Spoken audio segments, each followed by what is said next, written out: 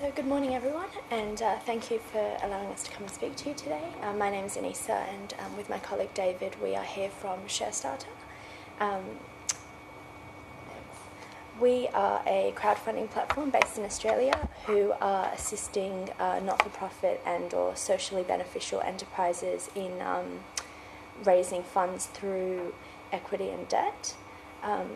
Our structure itself is one of a co-op. We're comprised of different stakeholders, including academics, local council members, economists, lawyers and social activists.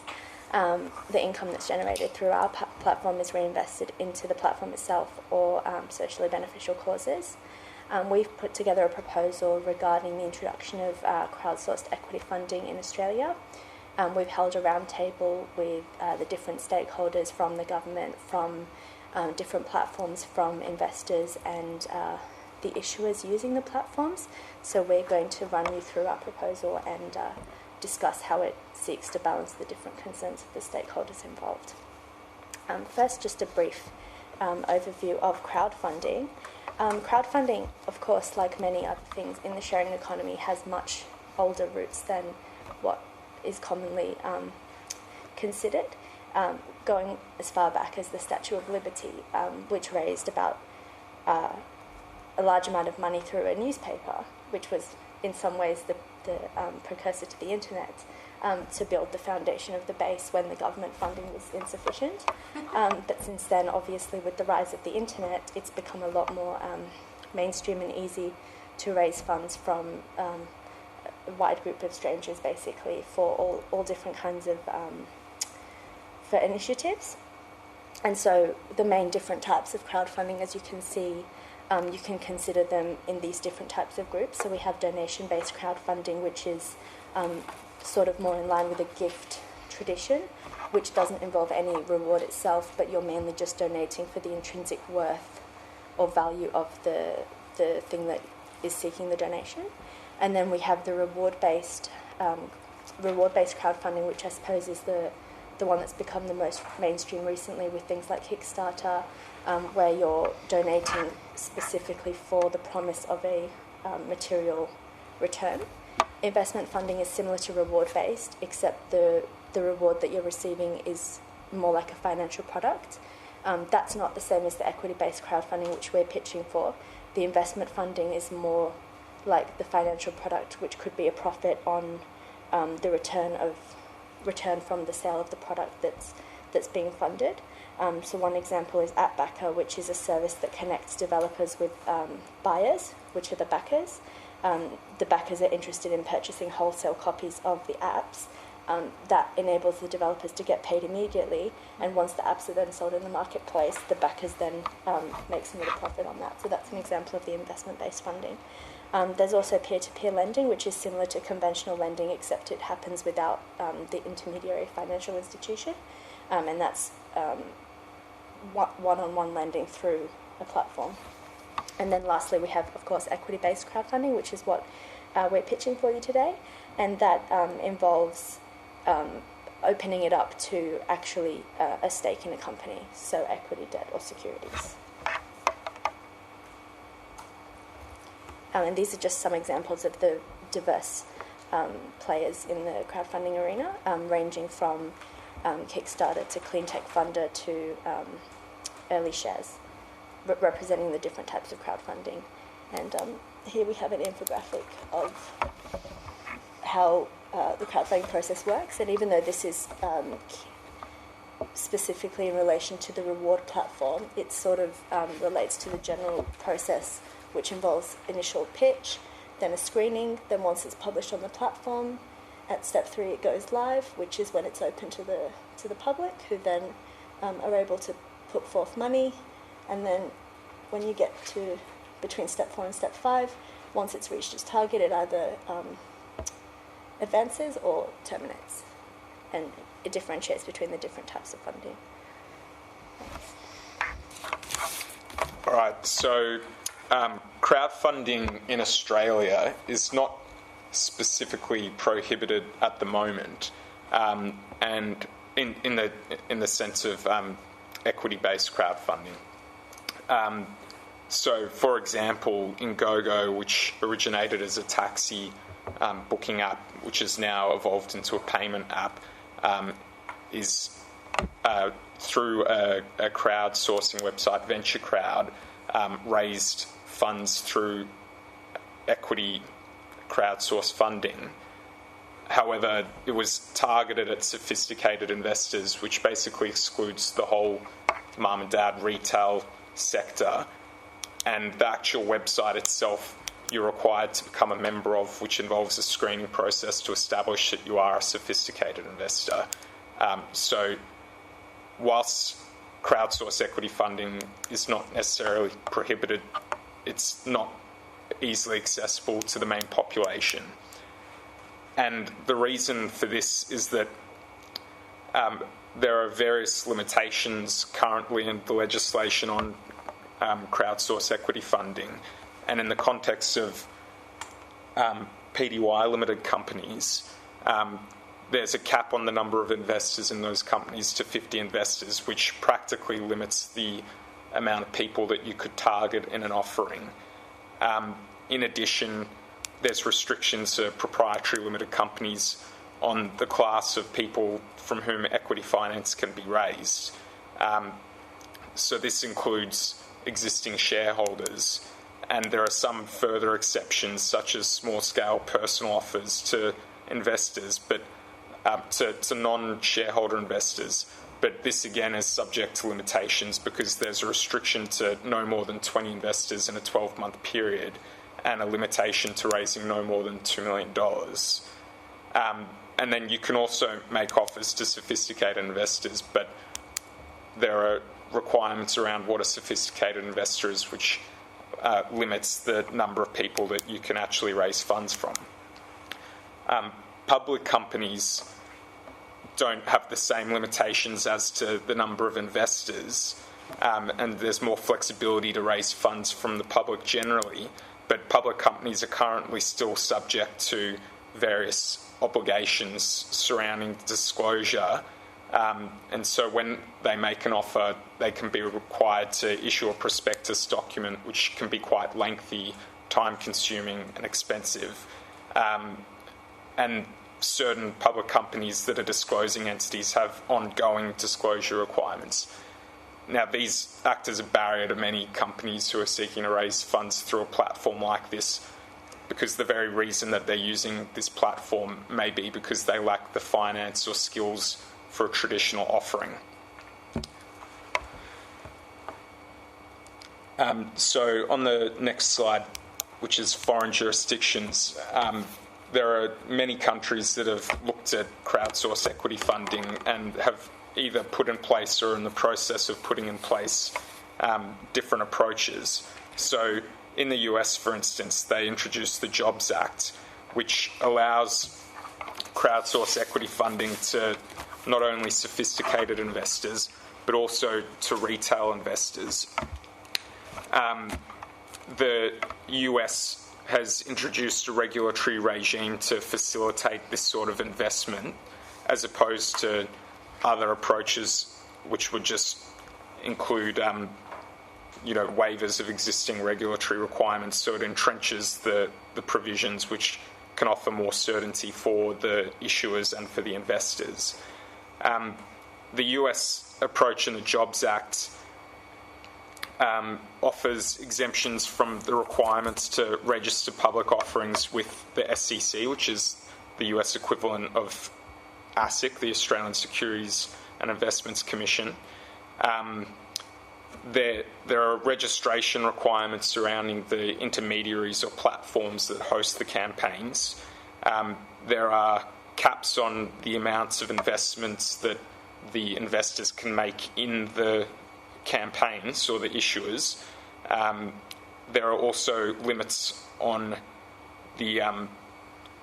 there are also certain requirements around due diligence that intermediaries are required to undertake and disclosures that the issuers are required to make, which are dependent on the amount that the issuers are seeking. So, for instance, an issuer that's seeking an offering between $100,000 and $500,000 is required to carry out due diligence of financial statements, whereas for offers over $500,000 there's a requirement for audited financial statements, which is a higher burden.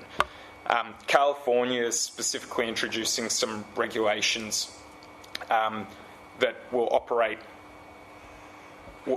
complement the US federal regulations, and those regulations look at different industries and have different exemptions for different industries, including on the amount of funds that can be raised by various areas. So some examples include renewable energy projects, which are allowed to raise up to $2 million.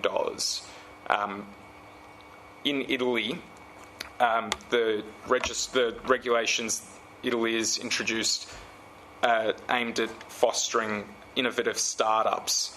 The limitations on the amount that can be raised are higher. They're €5 million per year. They also have requirements regarding the registration of intermediaries, and they also have a requirement for a minimum involvement of investors, of sophisticated investors in the company, to give certainty to retail investors as to the chances of success of that company, as well as tag-along rights for investors to exit the company should they wish at some time in the future, if a sophisticated investor leaves. New Zealand have also introduced some regulation, and the New Zealand approach is a lot more lax than some of the other approaches.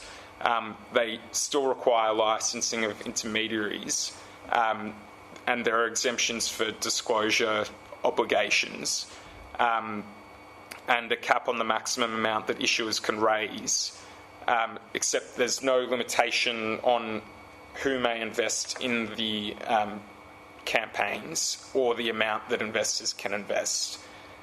And in the UK, there's the approach that the UK has taken is that the issues should be limited to sophisticated investors. So the UK obviously had some concerns with the risks associated with retail investors, and thought that it is prudent to limit it to sophisticated investors. So as you can see, there's a large array of jurisdictional approaches to crowdfunding, and so far Australia is being left behind because it has no formal legislation in place. However, in the recent budget, there was $8 million set aside over the next few years to crowdsource equity funding, and CAMAC has released reports and proposed a regulatory model, which we'll discuss shortly.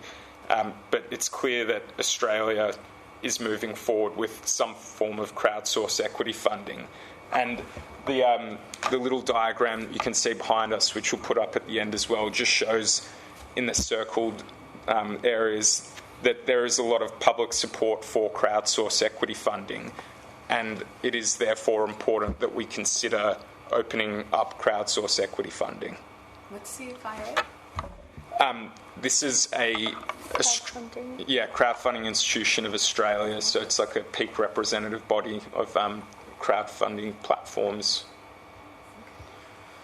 It might be hard to read, but the orange figures indicate a filter's been applied, which is Australian and average or above average knowledge of crowdsource equity funding and of average or above average weekly income. But we're interested in also the black one, obviously, in terms of mainstreaming the idea or having it be accessible to the broader population and not just a more... So is the orange one equivalent to sophisticated investors? Well, people... According to that filter. Yeah, sophisticated in the sense of people who have a knowledge of crowdsource funding, full stop, whereas the black numbers are just the kind of lay population's approach. So even amongst the lay population, there's strong support according to these figures. But we couldn't determine whether the black also includes the orange, and therefore the average should be taken into account. Yes. Anyhow, so as David mentioned, the KMAC has put forth a discussion paper and a report which sets out their recommendations, and that's sort of the framework around our proposal, or that's the basis on which our proposal sits, because that's what the best Australia has put forward so far. Briefly, the KMAC report sets up an entirely new regime, which is the creation of an exempt public company, which after a period of time would switch back to being a normal public company.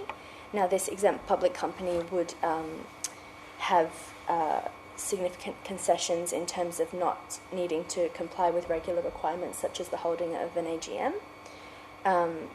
There would also be lower disclosure requirements and the use of standardised disclosure templates.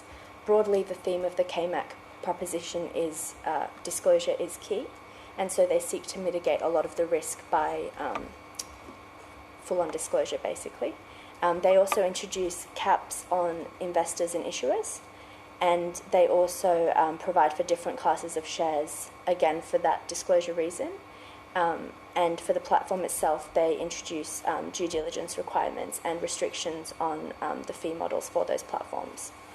And as you can see in the next slide, that's where the KMAC proposal sits in terms of the Pre-existing Corporations Act. So a lot of these sections are about ongoing compliance of exempt public companies. And so exempt public companies have a lot of concessions made, including requirements to hold AGM. So the aim is to foster investment through crowdsourced equity funding by reducing the barriers of issuers who engage in this kind of funding. Some of those barriers might be the difficulties associated with managing a company when you have a large shareholder base, each of whom hold relatively small ownership interests in the company. Yep. So broadly, our criticism of the KMAC model is that it doesn't fully account for the different reasons why people might want to get engaged with crowdsourced equity funding. It seems to be a very business-centred approach, and therefore it's a broad brush approach that doesn't account for the different types of platforms that might want to use crowdsourced equity funding, the different types of issuers that might want to use a crowdsourced equity funding model, and again the investors themselves who are not just necessarily engaging in crowdsourced equity funding for financial gains, which therefore definitely affects the nature of the risk and disclosure that's required. So that's the broad position that we've taken towards the KMAC model. Specifically, because it's limited to public companies, it excludes proprietary companies and also the non-corporate sector, which would definitely have an impact on not-for-profits and socially beneficial organisations that wouldn't necessarily conform to that model. The disclosure requirements, again, are more in line with a for-profit enterprise, and because it's limited to shares in terms of what can be the kind of equity that acquired, is raised through that platform. Yeah, it therefore ignores a broad range of different funding, financial products that might be more appropriate for the platform. And we question how necessary it is to introduce investor caps, particularly where you're investing in something not for financial gain. It seems a bit unfair if that's the reason. And again, there's onerous licensing and due diligence requirement for platforms, especially if the platforms themselves are more not-for-profit oriented. It might seem a bit onerous. And we'll go through the critiques in more detail through our proposal, which David will take you through next. So our proposal is to expand the range of entities that can access this sort of funding by including non-corporate entities as issuers, for instance, cooperatives who also can have share structures, and also by expanding the permitted class of securities that can be raised through these portals to include things like debentures, which I'll discuss a bit more in a few moments, to have a more nuanced approach to disclosure requirements for these sorts of not-for-profit, socially beneficial organisations, to specifically recognise not-for-profit platforms like ourselves through licensing concessions, and for there to be no investor or issuer caps or thresholds.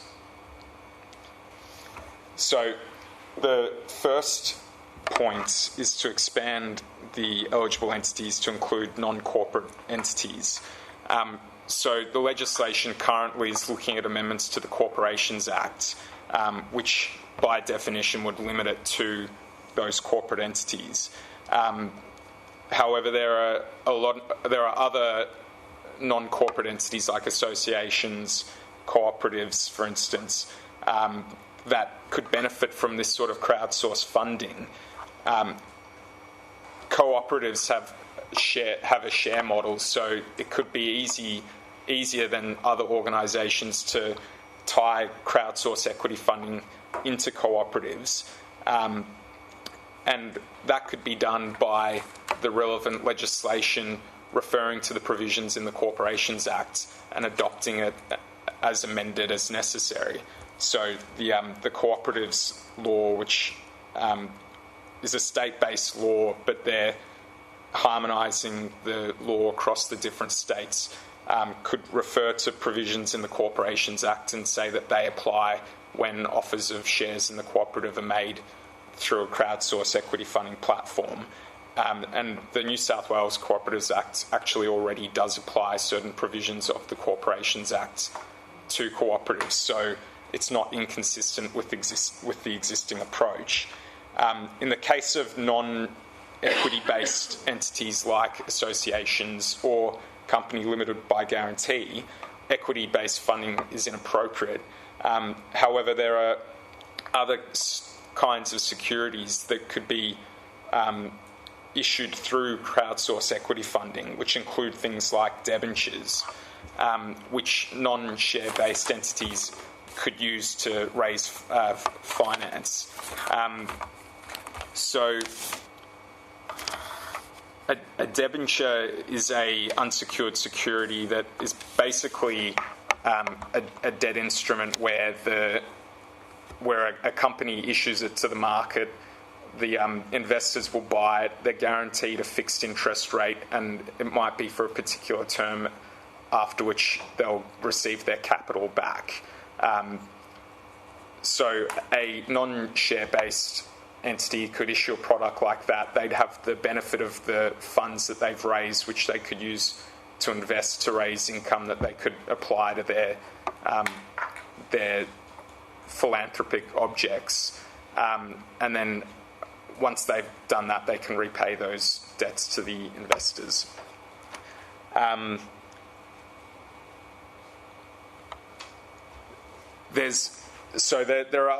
There are other ways that the government can put this into place by incentivising these sorts of investments through tax concessions, and we'll discuss those a bit later when we talk about the different stakeholder approaches. So I think next slide, please. Okay, so in considering the various stakeholder considerations, we've sort of grouped the stakeholders that we had at our roundtable into the issuers, the platforms, the investors, and the government. And so for the issuers, the main concern or the main benefit of our approach is that they would have access to new types of funding, both by being an entity that would be allowed to participate in CSCF, but also in the different types of funding mechanisms and financial products that they'd be able to trade on their platforms. For the platform itself, there's a benefit in having a broader market, both in terms of what they can host and what they can accept, between the issuer and the platform. The investors themselves would have greater opportunities for impact investing based on their interests or based on their income level, or in terms of the time frames involved on returns and things like that. And there would be a greater ongoing involvement in the entity compared to a donation funding. So in some ways, almost like a gift in terms of that interval between donation and receipt, in terms of placemaking and creating the sharing economy. We're interested in these sort of ongoing relationships between investors and the issuers, moving away from a more transactional one-off approach employed by models like Kickstarter, which work for that type of project, but not necessarily for the types of issuers that want to use a CSEF model. They might be more interested in having that ongoing relationship, and the investors themselves also might want to have an ongoing relationship, which would be connected through their stake in that enterprise. And for the government, there's obviously still concerns regarding the level of regulatory burden and protection for the investors.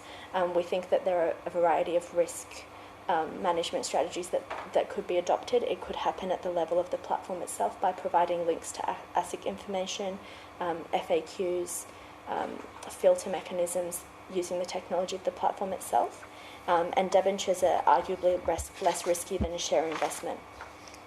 The reason for that being not anything inherently about the product, but the reasons that people invest in shares may be that there's a greater expectation of dividend return, whereas when they invest in debentures that have fixed rates of interest, it might be a more conservative investment with less hopes for making lots of money.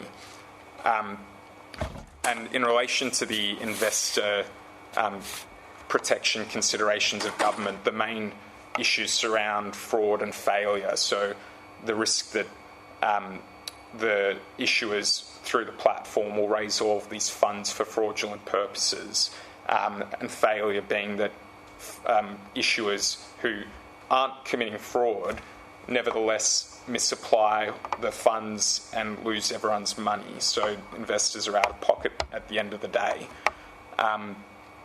We thought that the government can mitigate these kinds of risks, including through registration with the ACNC for not-for-profits and possibly also for socially beneficial corporations. Currently, not-for-profits and charities register with ACNC, and there's a register that contains information, including annual financial statements. So there's already a gateway for information for investors to review. And another way that we thought they could protect investors in terms of fraud and failure is that if the investment failed or if fraud was committed, investors are out of pocket, the government could give tax concessions for the losses suffered by the investors, particularly if the issuer is a deductible gift recipient. So whilst they're out of pocket, they have a tax concession at the end of the day, which mitigates some of their loss. So number 3 is more nuanced disclosure requirements for issuers. So the current CAMAC approach is that there is disclosure that is required, and that there's a proposed template setting out the kinds of information that is to be disclosed. But the CAMAC proposal is limited to public companies with shares, which will generally be for-profit enterprises. So the kind of information that is set out in that disclosure template may not be specific to the not-for-profit sector. So the disclosure requirements for the not-for-profit sector, we think, should be limited, or at the very least more targeted at information that's relevant to investors choosing to invest in a particular not-for-profit enterprise. So this might be things like the kinds of projects that they've conducted in the past, the success of those projects, who the targeted beneficiaries are, those sorts of things. So in considering the various perspectives of stakeholders towards our said proposal, so for the issuer, there is a reduced financial burden in comparison with KMAC's approach, which makes crowdsourcing equity funding far less viable for the issuers themselves. And as David has mentioned previously, we could tie this to existing mechanisms such as the ACNC financial reporting. Again, for the platform, there's a broader market there, and for the investors, we've considered that this nuanced approach that we're following would end up having a benefit for investors and issuers because of the provision of more information which would be relevant to the investor's actual choice to invest and their reasons for doing so. Again, the government would still maybe have some concerns of fraud and failure, but as David has just mentioned in regards to the tax concessions, there are definitely ways to get around that if they think a bit more creatively. So we want favourable treatment for not-for-profit platforms such as ourselves. The reason for this is that the licensing conditions that may be proposed in the future may be onerous for organisations such as ourselves that lack the resources to comply with those licensing requirements. The effect of this is that it could push us out of the market, which would force not-for-profit entities to go to commercial platforms who could charge exorbitant fees for their services, which would ultimately reduce the amount of funds that are raised going towards the cause. So our proposal would be that either the licensing requirement is waived altogether, or the licensing conditions, if a license does apply, are lesser than what would apply to a commercial platform.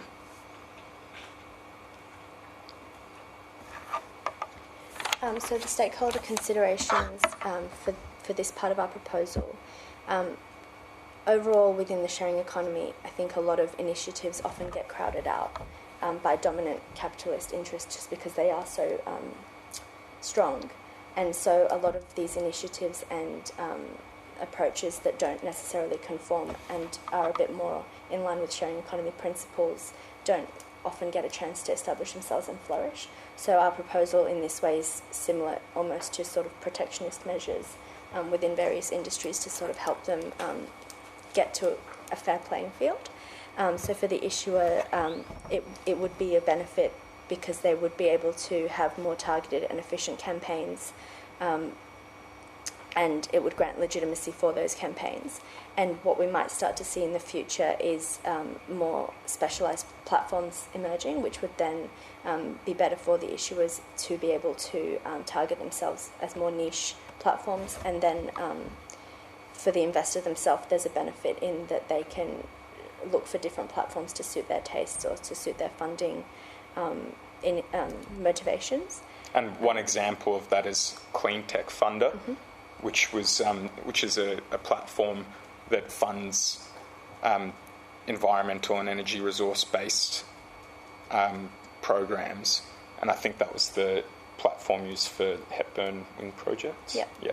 Which was a community that raised funds through a crowdsource equity funding to purchase the wind farms in the area to provide more affordable and renewable energy to their community and to sell excess energy back to a for-profit enterprise.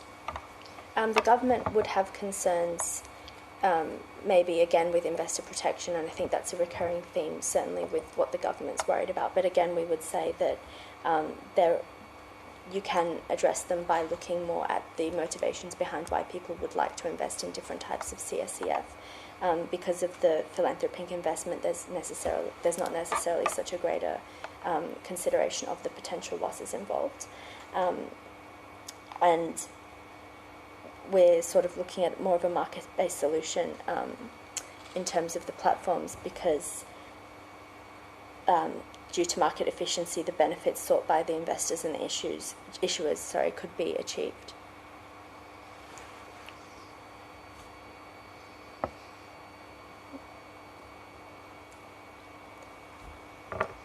And the final point is that we don't think there should be any investor or issuer caps or thresholds for not-for-profit campaigns. The reason being that in the context of donations, currently there are no caps on the amount that one can donate to a charity, so we don't think that it's appropriate that such a cap apply in the crowdsource equity funding sphere. The concerns of the government in crowdsourced equity funding generally is that its accessibility and trendiness, coupled with the dangers of herd mentality where unsophisticated retail investors just follow a trendy campaign and invest in it and lose their money because they lack the actual knowledge to assess its viability. Less of a risk in the not-for-profit sector where the reasons for people investing are different, and the likelihood of people to invest in not-for-profit campaigns in the first place is arguably lower than in for-profit enterprises, particularly if they're actually looking to make money. They're unlikely to invest in not-for-profit enterprises in the first place because of the more conservative returns on their investments. So that goes some way towards alleviating the government's concerns again regarding investor protection.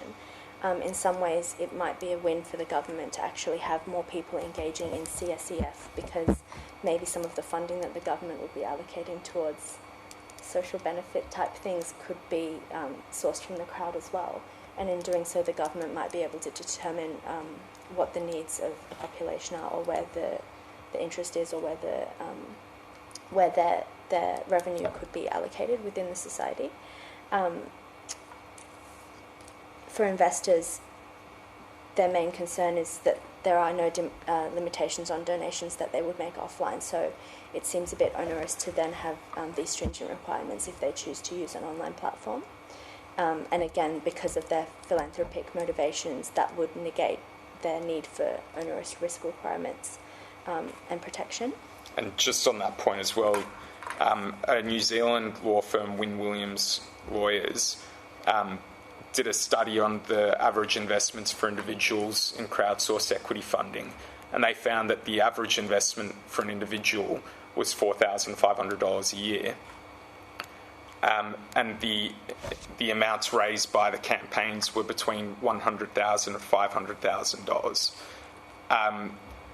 So what that says to us is that in New Zealand, where crowdsourced equity funding is permitted, there are relatively modest investments by individuals, and that average of $4,500 is probably increased by sophisticated investors investing more than retail investors.